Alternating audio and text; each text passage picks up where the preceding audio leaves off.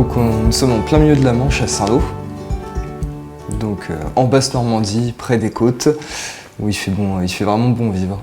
C'est mon beau-père qui a fait construire 2 maisons successivement avec Maisons d'Enfance. Donc c'est aussi un axe qui nous a permis de choisir ce constructeur lors de notre décision.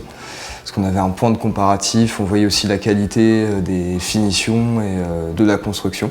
Il avait gardé tout son dossier initial pour chacune des maisons. Donc ça nous a permis déjà de nous guider, nous, dans nos choix au niveau des tailles des pièces et de l'aménagement à faire en conséquence.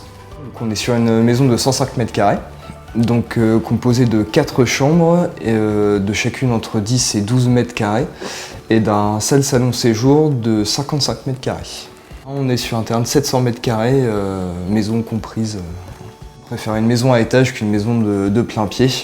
Donc c'est ce qui a fait en fait, c'est vraiment purement un choix esthétique de notre part à ce niveau-là.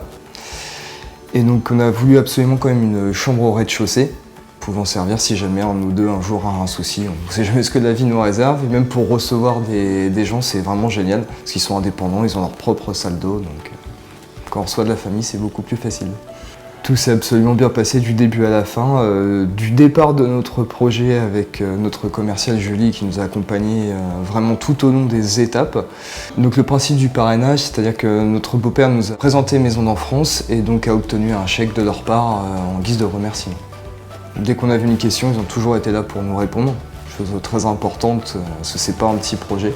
On a souvent des questions et des choses qu'on ne connaît pas, donc on a besoin d'être renseignés. Ils ont toujours été présents pour répondre à toutes nos questions et nous mettre aussi en relation avec les artisans.